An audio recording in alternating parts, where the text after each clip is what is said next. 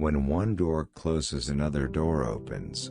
But we so often look so long and so regretfully upon the closed door, that we do not see the ones which open for us.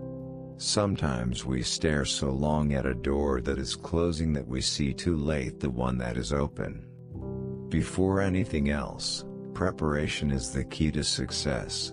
Educate the masses, elevate their standard of intelligence, and you will certainly have a successful nation. America is a country of inventors, and the greatest of inventors are the newspaper men. I do not recognize the right of the public to break in the front door of a man's private life in order to satisfy the gaze of the curious. I do not think it right to dissect living men even for the advancement of science.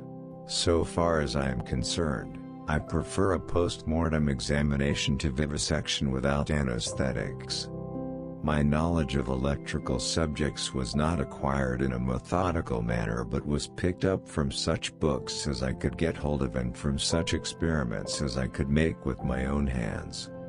In this experiment, made on the 9th of October, 1876, actual conversation, backwards and forwards, upon the same line, and by the same instruments reciprocally used, was successfully carried on for the first time upon a real line of miles in length.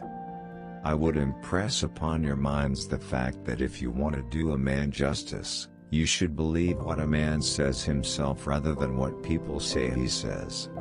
The nation that secures control of the air will ultimately control the world. Great discoveries and improvements invariably involve the cooperation of many minds. I may be given credit for having blazed the trail, but when I look at the subsequent developments I feel the credit is due to others rather than to myself.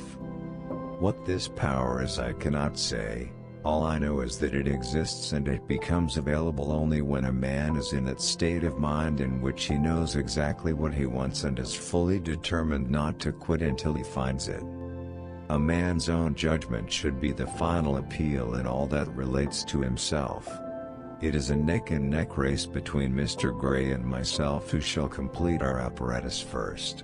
He has the advantage over me in being a practical electrician, but I have reason to believe that I am better acquainted with the phenomena of sound than he is, so that I have an advantage there. It is not, of course, complete yet, but some sentences were understood this afternoon. I feel that I have at last struck the solution of a great problem, and the day is coming when telegraph wires will be laid onto houses just like water or gas, and friends converse with each other without leaving home. Neither the Army nor the Navy is of any protection, or very little protection, against aerial raids. The most successful men in the end are those whose success is the result of steady accretion.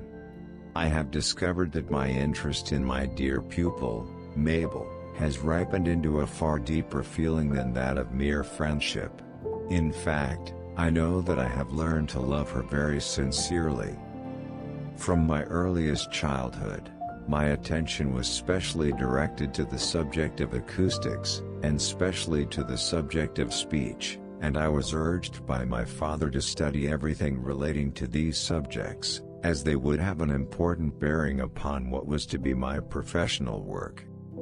Such a chimerical idea as telegraphing vocal sounds would indeed, to most minds, seem scarcely feasible enough to spend time in working over. I believe, however, that it is feasible and that I have got the key to the solution of the problem. Morse conquered his electrical difficulties although he was only a painter, and I don't intend to give in either till all is completed. It is hardly an exaggeration to say that oral teachers and sign teachers found it difficult to sit down in the same room without quarreling, and there was intolerance upon both sides. To say oral method to a sign teacher was like waving a red flag in the face of a bull, and to say sign language to an oralist to rouse the deepest resentment. The day will come when the man at the telephone will be able to see the distant person to whom he is speaking. Don't keep forever on the public road, going only where others have gone and following one after the other like a flock of sheep. Leave the beaten track occasionally and dive into the woods. Dumbness comes from the fact that a child is born deaf and that it consequently never learns how to articulate, for it is by the medium of hearing that such instruction is acquired. When one door closes, another opens, but we often look so long and so regretfully upon the closed door that we do not see the one which is open for us. The only difference between success and failure is the ability to take action. The achievement of one goal should be the starting point of another. Concentrate all your thoughts upon the work in hand. The sun's rays do not burn until brought to a focus. One day every major city in America will have a telephone. You cannot force ideas. Successful ideas are the result of slow growth.